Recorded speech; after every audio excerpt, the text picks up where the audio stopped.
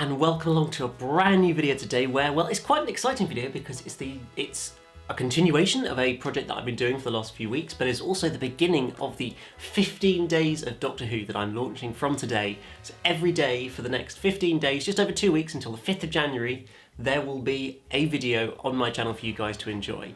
I'm really excited about this. I've got lots planned, lots already sorted, and just lots to come as we build up and run through the first 2 episodes of Series 12 of Doctor Who, which I'm really excited for. And so yeah, today we're starting back in Series 11 as I come towards the end of this set of videos looking back on Series 11 and rewatching it and just sharing my opinions on the show 1 year on and how whether Series 11 has improved or got worse with age. And so today we're taking a look at the final 2 episodes of Series 11, It Takes You Away and the Battle of Ranskoor out of Kolos. So firstly we'll tackle It Takes You Away, which is a story set in Norway, which is kind of a very mysterious and crazy sci-fi concept type episode where we end up in this sort of alternative universe going through this buffer zone and realising we meet this thing called the Solid Track that can't exist in our universe and only in an alternative one, and it's kind of quite wacky sci-fi, but I feel like that's what Series 11 kind of needed a little bit more of. And so I remember at the time I really enjoyed this episode. I thought it was probably the best episode of the series. I'm still pretty much inclined to believe to sort of agree with that. I don't think necessarily I love it as much as I did back then, but I did still think it was a really good episode. I really enjoy how this episode kind of subverts your expectations. It isn't some mysterious monster in the woods in Norway like you initially think it's going to be, and that's what the story's going to be all about. And then sort of finding out that it's actually speakers set up by this girl's dad because he wants to go and hang out in this alternative universe and also keep his daughter protected. That's like quite a crazy idea of obviously terrible parenting, for example, but just a really sort of interesting idea and a really good twist to bring in fairly early on in the episode, it has to be said, but to bring that in once they've got into this anti-zone, this buffer zone, which is a really cool idea as well, which we haven't really explored, I don't think, before in Doctor Who. This mysterious kind of zone between 2 worlds that isn't the void as such. I know we've obviously talked about that before in Doctor Who in terms of parallel universes, but feels it's sort of this sort of zone where all this dark, mysterious creatures kind of lurk that are stuck between the 2 worlds and can't get into either and get caught in this rather dangerous and mysterious world. It's just, I just remember watching this at least at the time and just sort of, it was nothing like I expected this story to be, because I don't think we really had any pictures that indicated this sort of anti-zone or anything along those lines. This mysterious alien creature that we meet in there, Ribbons or something I think his name is, who then gets killed. It's just quite a funny, mysterious kind of creepy alien, and it's just quite a fun addition to see that sort of bring a more alien side to some of these episodes, which you don't always get in Series 11. It's really good, and it just continues to be such wacky sci-fi, I think, throughout this story, and then for it to be a blooming frog that we turn up with right at the end it caused a lot of debate at the time. I think it's a lot. I know, because obviously the whole idea is that the Solid Track could have appeared as anything to the Doctor, and it could have taken on any form it liked. And so naturally there was the opportunity, oh, let's bring back Rose for this opportunity, or let's bring back, I don't know, Clara or somebody like that. And I can understand people would want that, but I also don't think it's particularly logical based on the story. Sort of, this Solid Track has no reason to become one of those people, but does have a reason to an extent to become the frog, because it's the thing that Grace loved and all of that. So there is some logic to it, even if it looks a little bit silly. And I'm not going to try and debate the fact that the actual frog doesn't exactly look fantastic. It does look pretty clearly like a rubber model of a frog. They did not do their best on that, and using a really big close-up shot as well, I don't think helped them. They probably should have filmed that a little bit better. So yeah, I don't think it lets the story down. It's just a bit of quite a strange turn for the story to take again. But then that's what this story's all about. It is just very strange all the way through. Things happen that you don't expect them to throughout. It keeps twisting and turning, and I love the concept of the Solid Track, that it's a sort of conscious universe essentially, or a conscious entity, and a conscious energy that can never exist in our world, and it can only ever exist in its own world, and so is always completely alone, but wants to try and draw people into this world to try and build up some sort of connection and friendship, but it just can't stabilise it.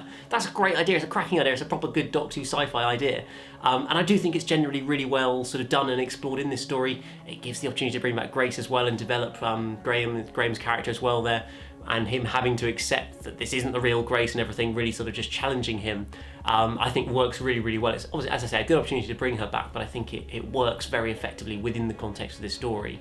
So yeah, I just think it really ticks all the boxes. It really clicks really well. It feels like, at least up until this point, Jodie's best performance as the Doctor. She very much sort of commands the screen, leads it, and is the one who kind of is essentially sacrificing herself towards the end of the story, accepting even to save this trashy dad, essentially. She's willing to go and be stuck forever with the Solitract in an alternative universe and dead it'd be impossible to ever get back to the real universe. Like, she did that, which I think is a very Doctor-y thing to do, but we hadn't really seen that much of that sort of side of her character, I think, until this point in the series. So I think it's quite a significant, seminal moment to see her really be willing to do that. And yeah, I just think she put in a great performance all around in this story, to be honest. It's also nice to see the kind of continuation, to an extent completion, of the Ryan and Graham character arc, where we finally get Ryan saying Grandad to Graham, which is what we sort of... Graham's been wanting for the whole series since he lost, well, even before he lost Grace, but from the very beginning, it's kind of been gradually kind of going back and forth between that, whether he's going to do it or not. And so to finally get that sort of gratification of that completion of that relationship by episode 9, I think it's really satisfying for the audience. I think that it just completes that arc that we've kind of tried to invest into a little bit, at least. Whether it's always well written is another matter, but it is still nice to see that moment, I think, in the story. So yes, It Takes You Away overall is wacky sci-fi that's done pretty damn well, I think, and is probably still, I think, probably my favourite episode of the series, and continuing the generally better trend of episodes in the second half of Series 11. Now we move on to the Battle of the crap title. I mean, the Battle of Ranskoor Kolos. I mean, come on, guys, it's a description. It's not a title. Why did Chris name it that? It's awful. I just don't get it. Call it the Shrine or something, or Faith, or just something better than the battle that doesn't exist, the Battle of Ranskoor Kolos. But yes, that is the episode we're looking at today, or to conclude this video out with and conclude the series. Of course, it was the Series 11 finale, and I remember at the time it was quite hyped, and there was a lot of excitement around it for various reasons, partly because it's finale, obviously that gets people excited. Also the fact they never released a copy to the press before it aired, so there seemed to be a reason to like hide a big reveal from this story. But then all I remember about this story before watching, because I have not watched it again since it aired, I must confess, I just thought it was such a disappointment. It felt so underwhelming compared to people's expectations. I remember doing a live reaction to it and got to the end of it and just thought, actually, this isn't very good, is it?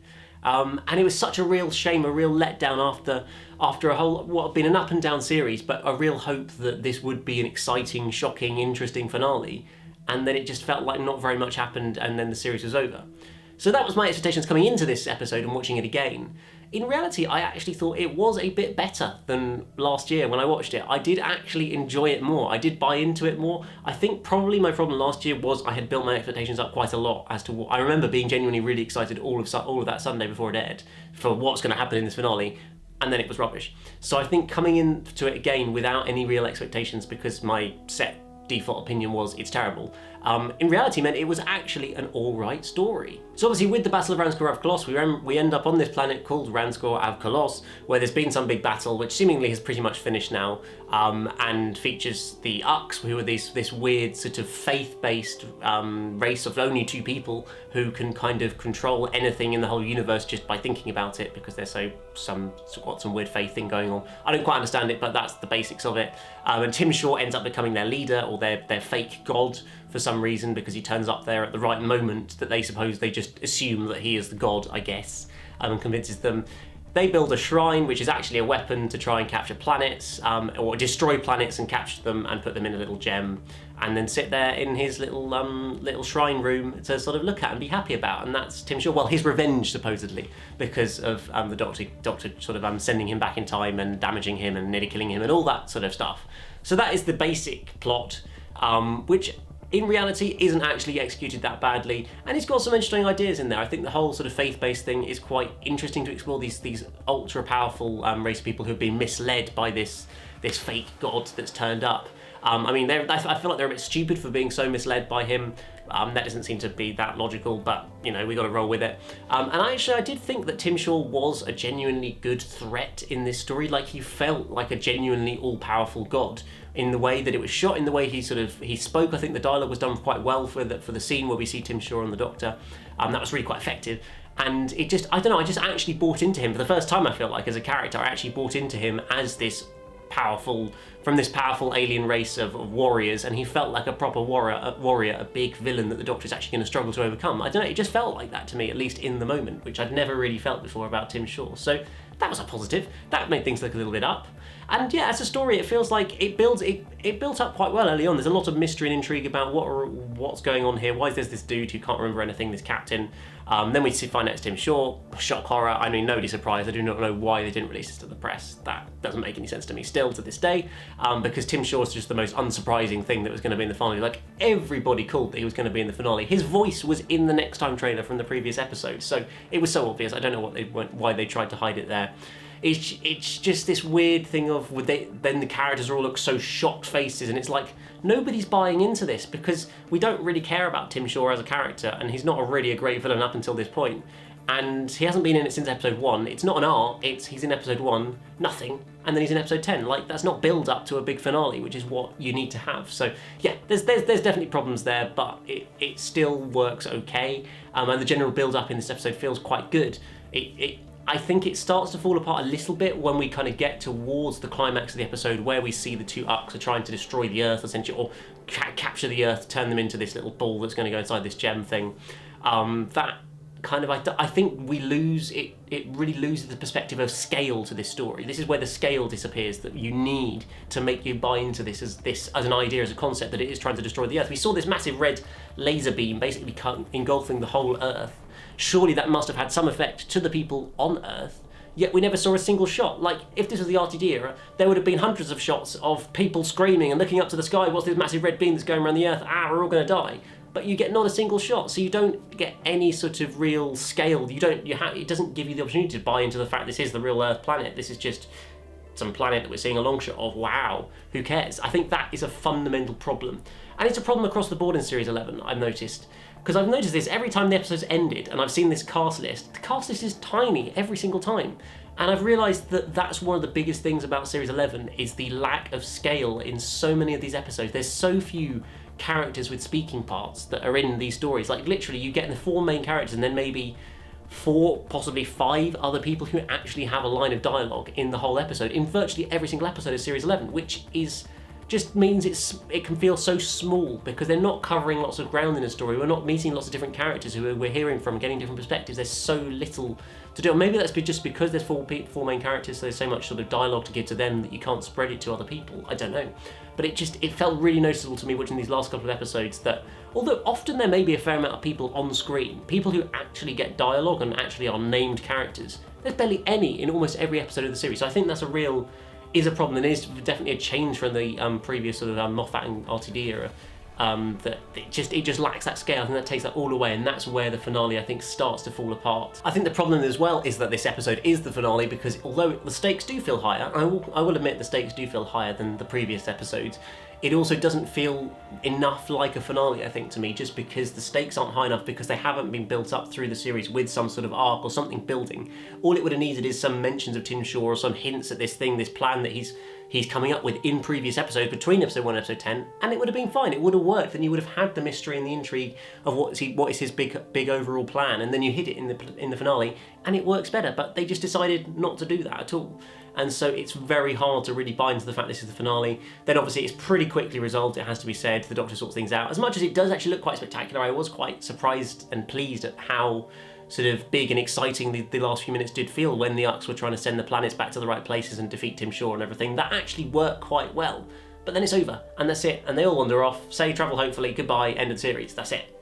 It feels like, it just doesn't feel like a finale, I think, is the biggest problem with this episode.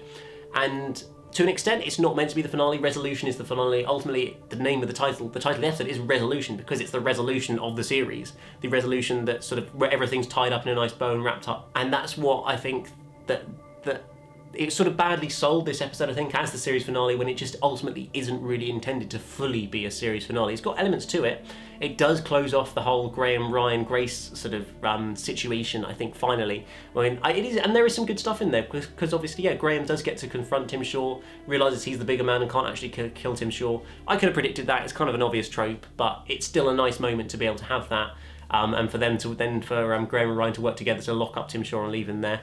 Worth noting that they have left it open, they haven't actually killed him, he's just trapped in that cryogenic chamber or whatever it is. So, knowing Chris, I wouldn't be surprised if he came back in a future episode or series at some point in the future, but you never know. Hopefully he won't personally, but If he did, and there's a good story to tell, I guess it's okay. But we'll have to see on that, I think. So yeah, ultimately as an episode, The Battle of Ranskoor av Kolos is a terrible title to an actually not terrible episode, but I think it's one that you've really got to go in with no expectations of what it's going to be to get anything out of it. If you think it's going to be a big, exciting finale, the conclusion of lots of plot strands that have been running through a series where there is none, and some exciting reveals and things, then that's not what's happened. That's not what this episode is about. It is, again, a character-based episode to an extent, sort of seeing the whole Dr. Tim Shaw thing being resolved, his revenge is the whole motivation for his plan, and then, as I say, the Graham, Ryan and Grace situation is resolved as well. That's what this series was more focused on, ultimately, was character arcs than plot arcs and story arcs, which is what I prefer, story arcs, but unfortunately that's what they decided to go down the route of. One last thing to say, Yaz has nothing to do. She is terribly underused. In both of these episodes and throughout the series, she literally has nothing to do in this story. She really wouldn't make no difference if she wasn't there. That's just the facts of it. So that's a real shame, but it is what it is, and hopefully, again, she'll get a bit more character in Series 12. So yes, that just about wraps things up for this video. I will be back in a few days' time to have a look back on Resolution as well. I haven't left that out, but that's just going to be a separate video where we cover that, as we're getting very, very close, just less than 2 weeks to go, or a week, just over a week to go now, really, isn't it, until Series 12 starts. I'm so excited. But of course, I'd love to hear your thoughts on It Takes You Away and The Battle of Ranskoor av Kolos in the comments down below.